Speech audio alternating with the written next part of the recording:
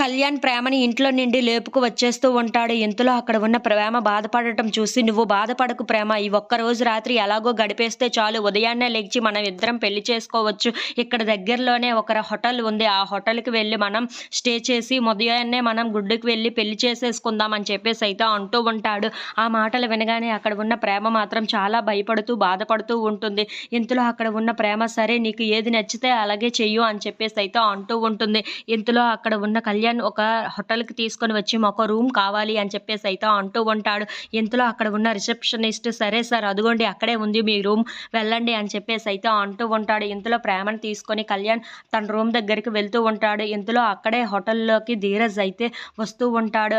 ఎక్కడ పడుకోవాలా అని చెప్పేసైతే అనుకుంటూ అక్కడ ఉన్న ఒక సోఫాను చూసుకొని అక్కడ పడుకుంటూ ఉంటాడు. ఇంతలో ప్రేమ, కళ్యాణ్ వాళ్ళు అటువైపుగా వస్తూ ఉంటారు. ధీరజ్ మాత్రం వాళ్ళని చూడకుండా ఆ సోఫాలో దర్జాగా పడుకుంటూ ఉంటాడు. అక్కడ ఉన్న ప్రేమ మాత్రం చాలా భయపడుతూ, ఏంటి ఇప్పుడు ఇంట్లో నుండి బయటకు వచ్చేసాను. నా పరిస్థితి ఏమవుతుందో, ఎలా ఉంటుందో నాకు అర్థం కావటం లేదు అని చెప్పేసైతే చాలా భయపడుతూ ఇంట్లో నుండి ఆ హోటల్ లోపలికి వెళ్తూ ఉంటుంది. If you like this video please like, share and subscribe.